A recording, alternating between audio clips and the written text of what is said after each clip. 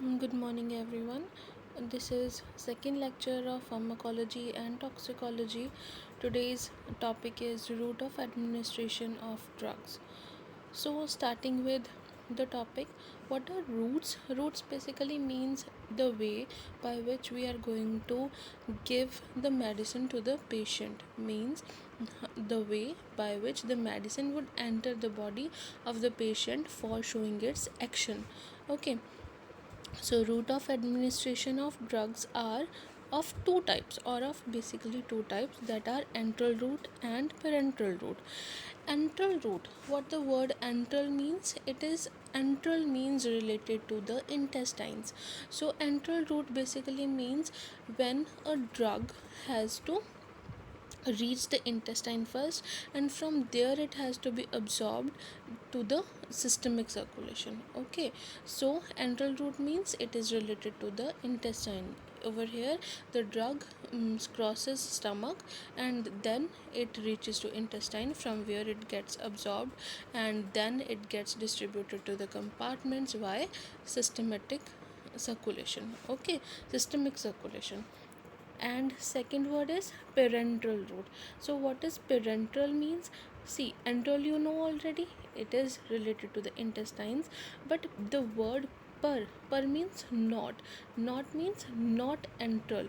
Any route which is not enteral comes under parenteral route. So in this route what would happen, the drug which we are going to give would be directly injected in the systemic circulation. It is, there is no need to go to the intestine. Okay, now coming to the classification of enteral route, how many types of enteral route routes are there? Oral route, nasal route, sublingual route, vaginal route, and rectal route. After that, parenteral route classification. First of all, injections. In injection, what comes? Subcutaneous injections, intradermal injections, intramuscular injections, intravenous injections, intrathecal injections, intraperitoneal injections, and intramedullary injections. So coming to the next slide, what we have seen that enteral route includes route, oral route basically by mouth, then nasal route, sublingual route, vaginal route, and rectal route. So coming to oral route. Oral route means by mouth. This is a natural route of administration of drug. The drug is in the form of tablets, capsule, powders, mixtures, etc. are administered through this route. Okay, so this is a very effective route. There is no requirement of any special skill for the administration. Even the patient can administer the medicine by their own. What are the advantages? And the route is the most convenient route, as I have already told. There is no requirement of any special skills, like when we have to inject injections, it should be taken by a professional, nurse or a doctor. So in this route there is no requirement, no such requirement. The patient can take the prescribed medicines himself, right? There is no pain to the patient. This route is very convenient and economical. So as the tablets and capsules, their manufacturing is very easy, and their sterilization techniques are very easy, so that's why their economical cost, their cost remains cheap relative to injections or related to parenteral routes. After that, what are the disadvantages related to this route? The effect of drug taken by oral route is delayed. See, when a drug has to undergo such a long process, means they have to travel from stomach to intestine, and then they have to get absorbed from there, then they have to go to first pass metabolism and then to systemic circulation. So it takes more time for the action to happen. Okay, so this is its main disadvantage. So, and moreover, if the action is delayed, we can't use these drugs to the emergency patients. So second disadvantage is we can't use this medication in emergency route. The irritant drugs, next is the irritant drugs cannot be given through these routes. So basically, if a drug is irritant to the mucosa layer of the stomach, we can't give that drug via this route. Why? Because it will irritate the mucosa layer of maybe esophagus, maybe stomach, maybe intestine. So we can't administer such drugs by this route. Next is the route cannot be used in case of unconscious or non cooperative patients. For example, a patient is unconscious, means they are not oriented. So what would happen? We can't administer these drugs by, because it has to be given by mouth, and so we can't give that drug to such patients. Or even some patients who are not uncooperative or not cooperative, we can't even give this medication to such patients. Next is certain drugs cannot be given through this route as they are destroyed by the enzymes. Now some drugs are there, some chemical compounds are there which get destroyed by the enzymes which are already there in our body. So these such type of medicines can't be administered by oral route.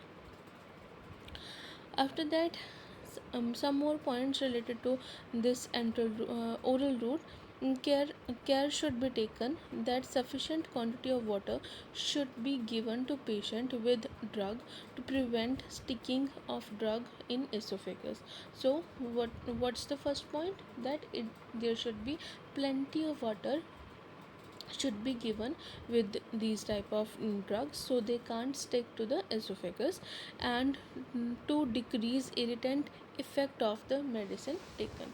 Okay, so if there is a irritant constituent in the medication, so that's why we have to give water, sufficient water to with the drug.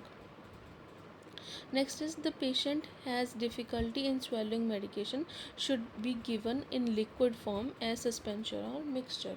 Okay, so if a patient can't swallow the medication, or the patient is a pediatric, means he or she is a child, so we can give the medication, we have to give the medication in a liquid form, which are suspension or mixtures. Now coming to the next slide, that is nasal route. What is nasal route? Nasal means through the nose. So this type of drugs are given in the form of drops, or they can be given in the form of spray. Spray means the inhalation spray. Okay, so certain drugs can produce local effect are given in the form of nasal drops, or in the form of inhalation. The drugs now there are some examples. Now drugs of imidazolin compounds like nefazolin, oxymetazoline, ephedrine are administered in the form of nasal drops. Now next route, that is sublingual route. Sublingual route means in which the medication has to be kept under the tongue. Okay, under the tongue, this medication, there is some points to be remembered. These type of medications can't be swallowed, means they can't be taken down to esophagus, and also these medications can't be chewed, they have to be kept under the tongue, and from there only it would be absorbed by the root. This route is used for administration of nitroglycerin tablets in the disease angina pectoris. Methyl testosterone is one of the sublingual tablets is given as male hormone. Okay, so methyl testosterone is a next example. Mm, iso Prenalin. Isoprenalin is given in the treatment of bronchial asthma. It is also given by as a sublingual tablet. Now what's the advantage? Advantages: the onset of this is quicker than the oral tablets. The overdose of these drugs should be avoided. These are some points, okay, to remember. The drug is not destroyed by stomach enzyme.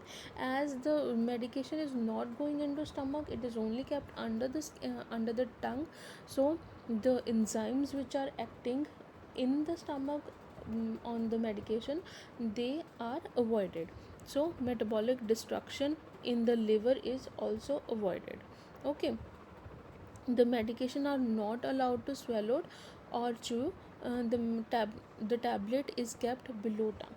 Okay, so coming to the next slide, next is the vaginal route, rectal route.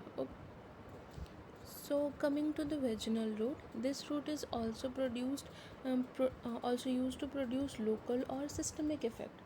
By this line, what we mean, local effect means when the infection or when the illness or when the problem is within the local system, okay, in the local area. For example, vaginal candidiasis is there. So in that case, the medication is in administered by making them into those spores trees, and they are kept in the vagina, so the local area got disinfected. Okay, so, or if the infection, or is if the problem is in the is in another area, they can be administered by vaginal route. They can um, pass the systemic circulation and then they reach that area. So some examples, what are those?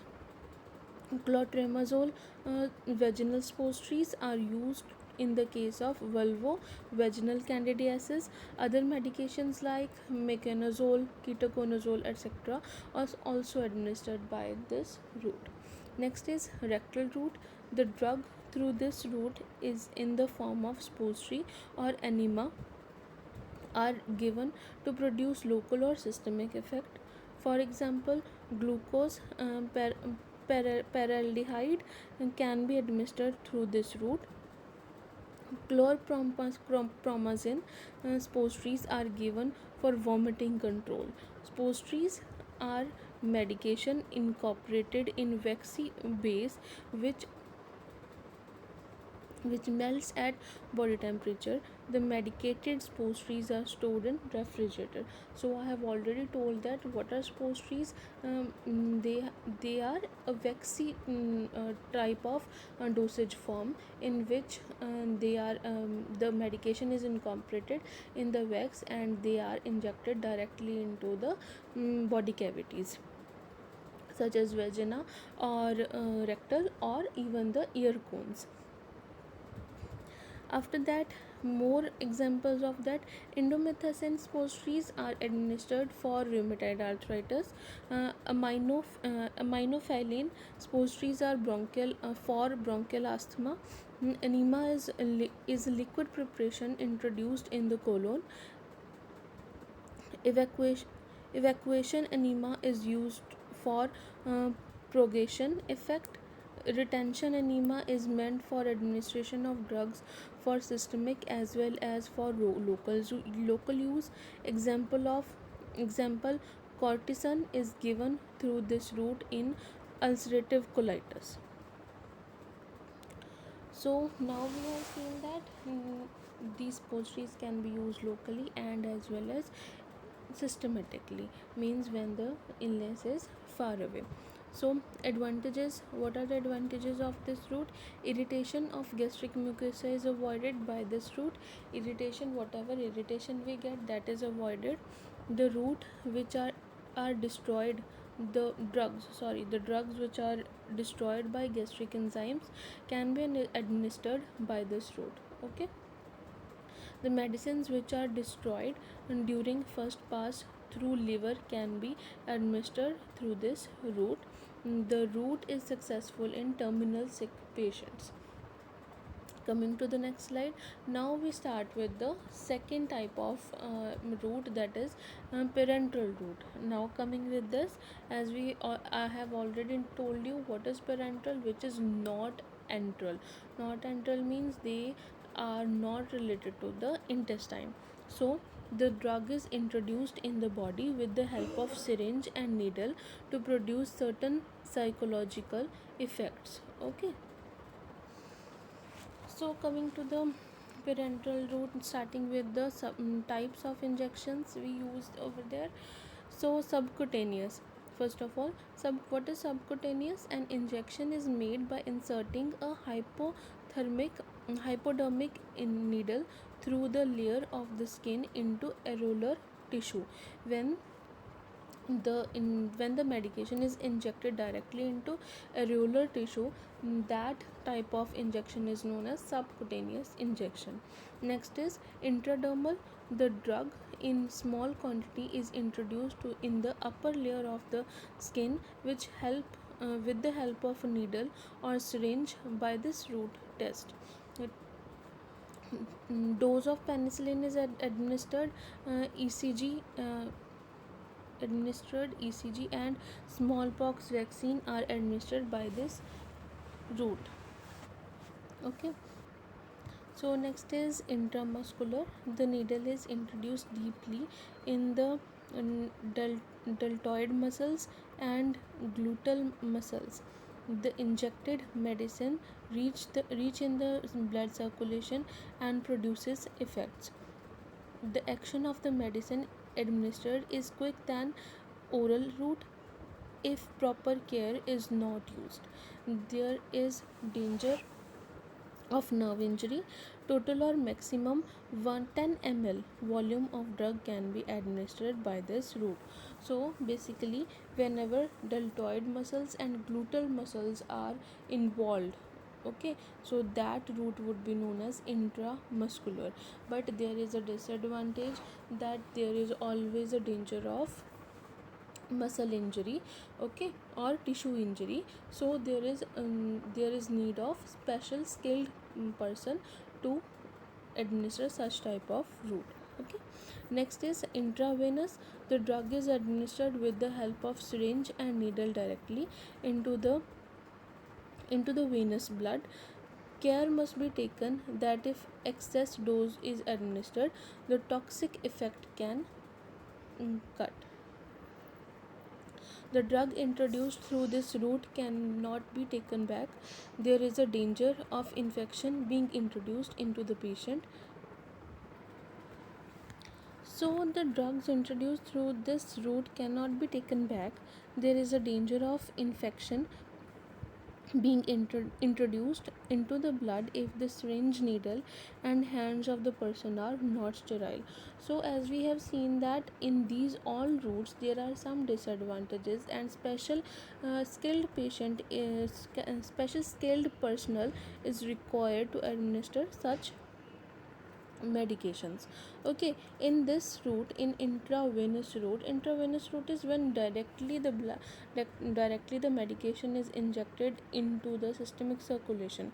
So its bioavailability be 100%, its action would be very fast, but the chances of infection and chances of toxicity would increase gradually. So next is intrathecal. An injection is made by inserting the needle through the intraspinous spaces into the spinal fluid, bone marrow. The drug medication is administered by inserting needle into the marrow of the sternum or other bones. This route beautiful in case of spinal anesthesia and infections of central nervous system. So what is intrathecal? When the medication has to be injected into the spinal fluid. Why spinal fluid? When we have to get a local action, means is there is any infection in the spinal fluid or related to around that area, or when the medication has to reach to the central nervous system by crossing the blood brain barrier. Okay, now next is intraperitoneal. What is intraperitoneal? The drug is introduced with the help of syringe and needle in the peritoneal cavity. This route is not commonly used in clinical practice. Okay, this route is not commonly used. What is peritoneal cavity? The space between the stomach, the sac of which covers the stomach and the other organs. There is a space between that two sacs, and that is the peritoneal cavity. So intramedullary, the drug is introduced with the help of syringe and needle in the bone marrow. The route is rapid onset. The route is used when there is difficulty in administering the drug, like blocking the veins in the case of thrombosis or circulation collapse. The route is used to avoid in patients suffering from osteomyelitis and bacteremia. Okay, so now what are the advantages or merits of injections? There is very rapid response of the drug. The drug go directly into the blood, so no absorption is required. The route can be used in case of unconscious patients. Less dose of drug is required by this route as compared to the oral route. Okay, so means first of all it is rapid. Second, the it is directly goes to the blood, so action is maximum. Okay, the bioavailability is maximum. The route can be used in case of unconscious patients, definitely, as they can't take medication by oral routes, and less dose is required because bioavailability is 100%, so less requirement is there of drug. What are disadvantages or demerits of injection? There is pain as when needle is inserted into is introduced into the body. Okay, definitely it will pain when injection is given. This role can be used by this drug can be administered by trained persons like doctors, pharmacists, and nurses, which require the presence of skilled and trained person for administered of drugs, so that it uh, so that they can it can be given properly. Okay, moreover, it needs maximum sterility. Due to that, it becomes more expensive, and its storage and maintenance is also high. The needle and syringe are required to properly sterilized. Irritant drugs administered through this drug irritate muscles, and an abscess may occur. Okay, what is abscess? When in injection can cause when there is an infection due to injecting needle, and any bacteria moves within mm, the area of the injection site due to puncturing of the skin, that forms a abscess over there. Okay, this route is not likely by patient liked by patients. So due to so many defaults, due to so many disadvantages, many patients don't like to go through this route. The excess of dosage If excess of dose is administered, so many side effects and adverse effects may occur. Okay, now coming to route for administration time until effect. Okay, we have seen all the routes, we have seen that there are so many routes, but which route takes how much time to show its action? First of all, least time is taken by intravenous, as intravenous was directly injecting the drug into the blood, so its bioavailability was maximum, and also its action was quickest, so it would take 30 to 60 seconds. Then next is intraosseous, that also takes 30 to 60 seconds.